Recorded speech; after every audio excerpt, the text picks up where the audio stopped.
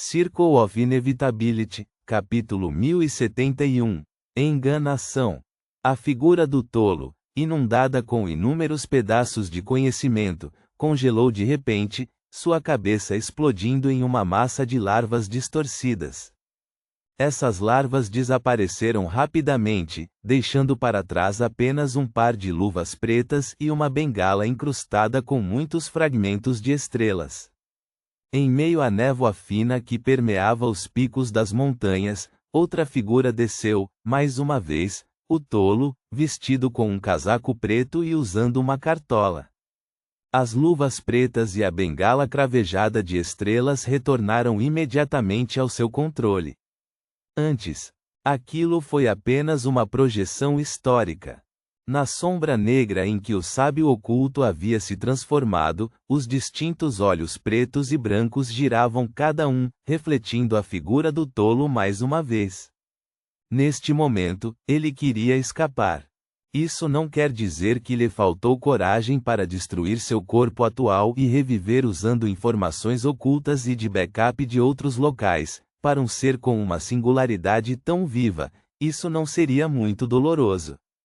A razão que o impediu de fazer essa escolha foi para que as informações de backup designadas recebessem a singularidade, o sábio oculto precisava, antes da morte, escolhê-las e ativá-las ativamente, e essa ativação poderia ser potencialmente rastreada e localizada.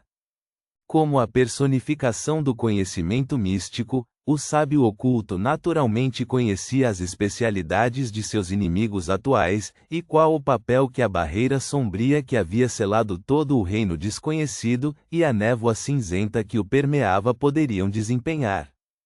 Se ele não a ativasse, a singularidade seria naturalmente transferida para a informação de backup mais próxima, seguindo o princípio de proximidade, e o sábio oculto teria escondido outro backup dentro deste reino desconhecido. Quando ele fez esses arranjos inicialmente, sua ideia era que, se um inimigo poderoso chegasse, ele poderia tentar expulsá-lo ou matá-lo e reivindicar os despojos revivendo duas vezes, e se as duas reanimações falhassem, isso significaria que ele não poderia vencer, então se deixaria matar pela terceira vez e reviveria a partir das informações de backup escondidas em outro lugar, escapando completamente do emaranhado. Em outras palavras, o sábio oculto não estava em pânico agora. Depois de morrer mais duas vezes, ele poderia realmente fugir deste reino desconhecido sem ser rastreado e retornar a um estado de esconderijo. Seu plano atual era tentar contra-atacar e, se isso não funcionasse, apenas esperar para ser morto, em vez de se autodestruir. As informações sofriam perda, degradação, erros e caos no processo de backups constantes. Esta era uma regra fundamental do mundo inteiro, uma manifestação de erro, decadência e entropia crescente. Quanto mais vezes as informações gerais eram copiadas, maior a probabilidade de surgirem problemas e maior o caos latente. Se o sábio oculto revivesse usando o quarto conjunto de informações, alguns erros ocultos poderiam emergir, e o inimigo diante dele simbolizava o erro. Nesse caso, a autodestruição levaria a uma degradação e amplificação mais significativas do caos na informação, porque ela partiria de uma negação interna e autoconsciente, em vez de ser morta por outros. Nos distintos olhos pretos e brancos que refletiam a figura do tolo, novos símbolos etéreos emergiram, não complexos, apenas números simples. Um era 0, o outro 1. No conhecimento da ordem ascética de Moisés, cada número tinha espiritualidade e seu próprio significado simbólico. É claro que os números não possuem poder direto, mas podem trazer implicações ocultas correspondentes. E uma das principais habilidades do sábio oculto era imbuir números com poder, dando a eles uma força simbólica realmente diferente e um tanto diminuída em comparação ao original. Entre eles, 0 representava o caos, o desconhecido, o que existia antes de tudo, enquanto representava o começo, o mais antigo, o Criador que criou este mundo. O 0 e o 1, dentro daqueles olhos pretos e brancos, de repente sofreram uma mudança. Eles se conectavam de ponta a ponta, fluindo rapidamente através do túnel transparente formado pelos orbes oculares, mudando de 0 para 1, depois de 1, de volta para 0, da não existência para a existência, e depois de volta novamente. Acompanhando o aparecimento e o fluxo desses 0 e 1, o reino desconhecido rapidamente se tornou transparente. Seja o próprio reino, a barreira escura que o envolve ou a névoa cinza difusa, tudo agora era composto de incontáveis 0 e 1. Eram aglomerados formados apenas por esses dois números. A figura do tolo também passou por mudanças semelhantes. Rastejando sobre seu rosto e suas luvas, havia inúmeros pequenos vermes, transparentes, brilhantes ou segmentados, todos tecidos a partir de fios entrelaçados de 0 e 1. Sob a influência do sábio oculto, um grande número de 1 estava se transformando em 0, e quando 0 dominava a maioria, esse mundo numérico entrava em colapso total e desaparecia no nada, incapaz de impedir a fuga do sábio oculto por mais tempo.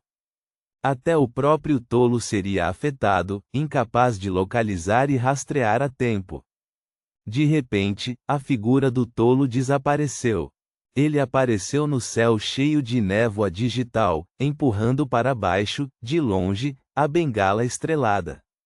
Silenciosamente, a barreira escura que confinava o reino desconhecido implodiu para dentro, fazendo com que a névoa cinza difusa e o próprio reino desconhecido se desfizessem centímetro por centímetro, gerando uma série de tempestades espaço-temporais aterrorizantes.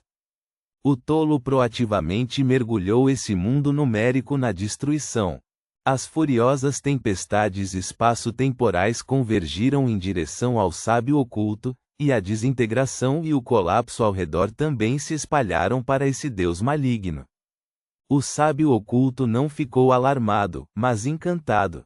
Essa destruição não só fez com que as últimas informações de backup escondidas no reino desconhecido fossem destruídas, permitindo que ele escapasse verdadeiramente da perseguição do tolo após apenas mais uma morte, mas também levantou a barreira, lançando a situação no caos. Mesmo que ele fugisse diretamente ou ativasse as informações de backup correspondentes com antecedência, ele não teria que se preocupar em ser rastreado. O sábio oculto, com seus incontáveis olhos distintos, pretos e brancos, deixou que o mundo desmoronasse e a devastação das tempestades espaço-temporais caíssem sobre ele. Ele foi imediatamente reduzido a fluxo após fluxo de informações transparentes e etéreas. Essa informação estava tingida de um vermelho imperceptível. Assim que o sábio oculto estava prestes a desaparecer e reviver a partir das informações ocultas de backup, a mão esquerda do tolo no céu, que não segurava a bengala cravejada de estrelas, de repente se estendeu para frente. Bum! O antigo toque de um sino ecoou pelo mundo à beira do colapso total, e os ponteiros do enorme relógio de pedra ilusório foram pressionados pela palma negra. As tempestades escuras e furiosas, as montanhas, os abismos e os mares em colapso, tudo estava parado, como se tivesse sido transformado em uma fotografia. Nessa cena, os únicos que ainda conseguiam se mover eram o tolo e o sábio oculto, que já havia se fragmentado em múltiplos fluxos de informação, mas ainda não havia desaparecido completamente. O senhor tolo não incluiu o sábio oculto no congelamento do tempo. O casaco preto atrás dele ondulou, e o rosto sob o chapéu preto ficou escuro e obscuro. Engano. Nas proximidades, Lumian, tendo recebido a deixa, pulou na neblina, preenchendo completamente o poço com o telefone na mão. Esta passagem secreta havia sido enxertada há muito tempo para o reino desconhecido onde estava o sábio oculto. Quando a figura de Lumian apareceu nessa cena de destruição pausada no tempo, o sábio oculto, fragmentado em múltiplos fluxos de informação e instintivamente querendo fugir, de repente sentiu algo. Ele sentiu a presença de um filho de Deus. Não, essa é a aura da Grande Mãe. A Grande Mãe veio me salvar. Os fluxos de informações do sábio oculto correram em direção a Lumian, cujo semblante radiante agora estava revelado. Ele não apenas sentiu que havia sido salvo, mas também acreditou que havia uma chance de mudar a situação. Se a Grande Mãe tivesse intervindo pessoalmente, o que mais não poderia acontecer? Lumian levantou a mão direita, segurando o telefone que exibia uma pequena tela de programa na frente. Nesse momento, o congelamento atingiu seu limite, e a destruição retomou seu progresso. As informações do sábio oculto surgiram ainda mais freneticamente. Afetada pela aura, personalidade e estado atual desse deus maligno, a pele clara e lisa de Lumian começou a descascar, com pedaços de carne se contorcendo, prestes a brotar distintos olhos pretos e brancos. Isso era o impacto da corrupção. Lumian não fugiu nem abandonou o telefone, ficando parado e saboreando a dor física e o êxtase espiritual. A aura residual do Imperador de Sangue, o selo do taoísta do submundo, e o buraco negro como breu em sua palma foram todos ativados. Sua mente estava mergulhando no caos, como se ele tivesse adquirido um conhecimento que não deveria.